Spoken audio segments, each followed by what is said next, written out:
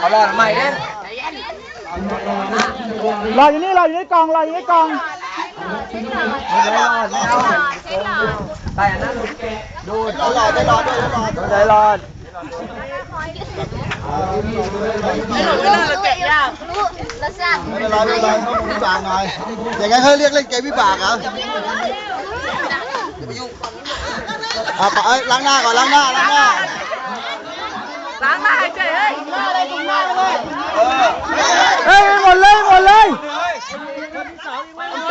ไอ้ต้าต้มไม่หมดไอ้ต้าต้มไม่หมดเลยต้าต้มไม่หมดกำลังต้มไม่หมด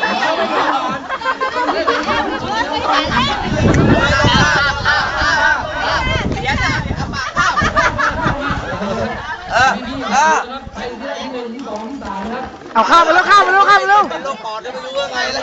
เอาเร็วไปที่2มี1 2 3เลยเรามามี3รางวัลมาเอาเร็วเอาเร็วที่3ไหนที่2นี่ไอ้นี่ได้ที่2ไปนี่ได้ที่2ไปนี่ที่2ได้ที่2เหรียญอยู่ไหม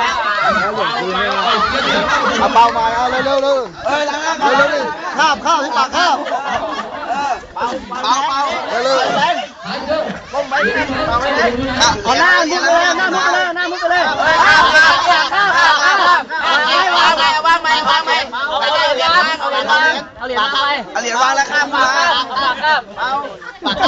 เป่าแป้งเอาเหรียญเป่าพูดเลย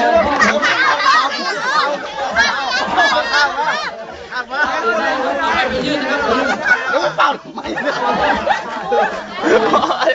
น้ำลายเยอะให้น้ำลายเยอะ